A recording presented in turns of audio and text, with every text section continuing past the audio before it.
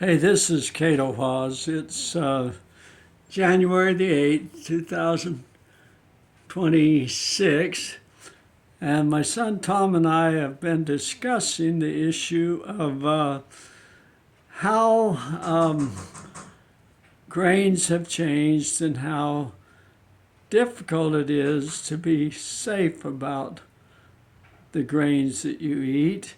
And Tom's got an opening statement that we agree on. Well, it's widely known, attested, and acknowledged in academia that wheat sensitivity, there's been an unprecedented increase in wheat sensitivity since the 1950s.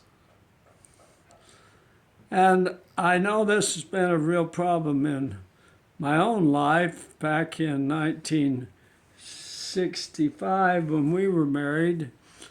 Um, Weight wasn't as much of a problem as it is now. Um,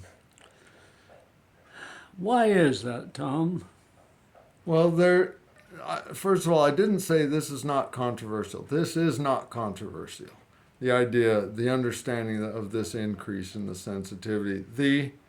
There's not a real clear consensus on why, but some of the possibilities are wheat changed in the 1960s and 70s.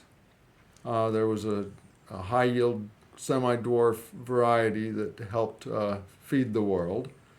Glyphosate is a possibility. There's even a hypothesis about folic acid. So, and I don't understand all that, but those are some of the.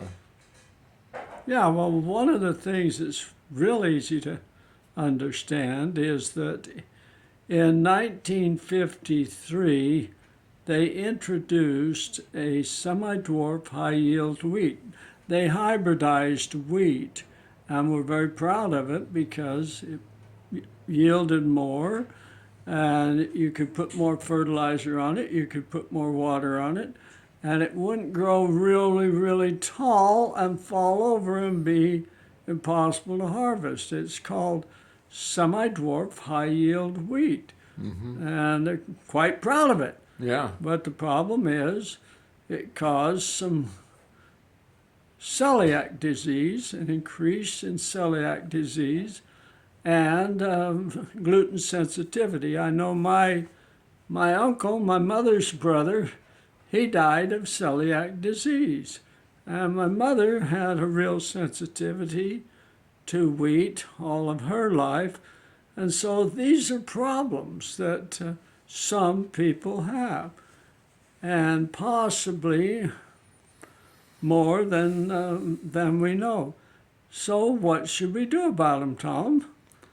Well, I heard that Grandma, your mom, and her sister decided to try going off wheat. I don't know if it was in the 90s. I heard about your Uncle Howard. And I decided to do scientific logs of myself in around 2010. And so that's what I did. I kept a notebook of all my health symptoms and everything I ate, and decided probably wheat was one of the things that was causing me immunity problems. For me, that's acne, ear infection, uh, mucus, getting sick easy. So, scientific logging was one thing I did. And at first, it's like, how can I live without eating wheat? Because we were raised where wheat was the staple. So, just rice and beans. Corn tortillas is what I did at first, I think. Well, for me, my mom had a little harder time convincing me to go off of wheat. It wasn't until beginning of 2009 that I finally decided to go off of wheat for the last time. And boy, I was really angry when I found out that wheat was not good for me. There was a guy that I ran into on the web, John Sims. He's a veterinarian, and my problem was I had stomach aches, like ulcers.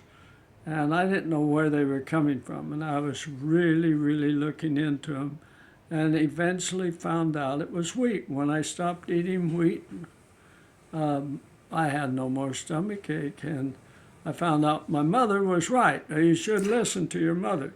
But I think a lot of people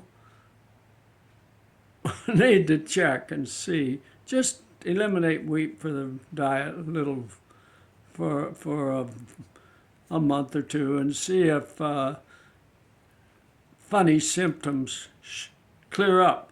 Now, what I mean by funny symptoms is health problems have no other explanation for it. It could be stomach ache, it could be multiple sclerosis, it could be,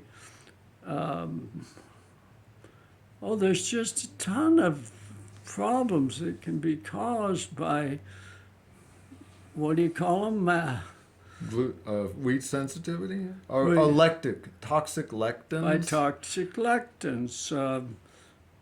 Wheat has toxic lectins. A lot of things could possibly have toxic lectins for you that your body doesn't handle very well. And one way to ferret those out is to eliminate different things that you might suspect. Eliminate them from your diet for a little while, eliminate them completely, and see if that problem goes away.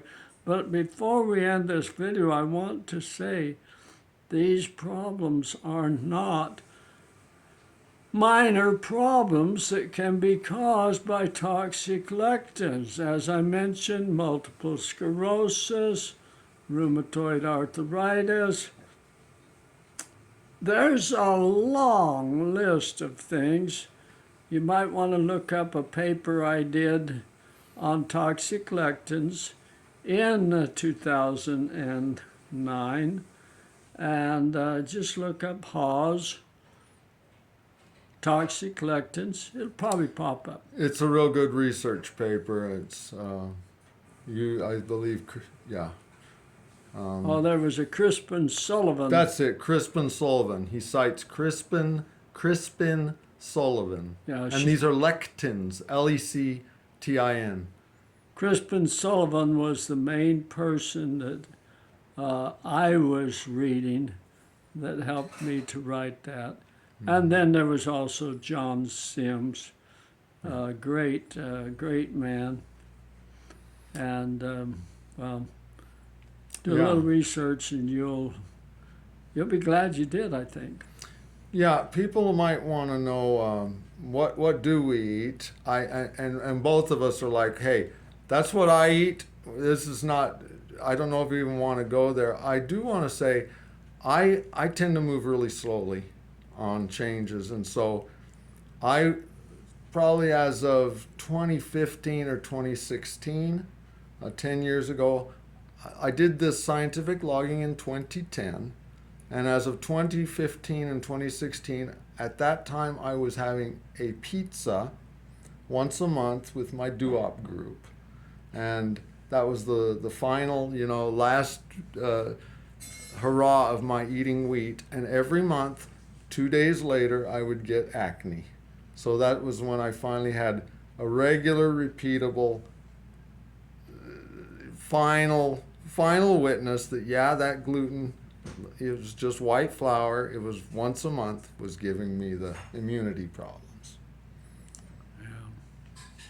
Do we want to tell them what we eat, or just I'll don't want to go there? Okay. I'll tell them what I do not eat. I do not eat wheat. I do not eat wheat. I tell people, if people ask me, you want to come over for dinner, you want to stay at our house, what do you eat? I tell them, well, I'm not a vegan. I always lean that way, but I've sworn off wheat. Yeah.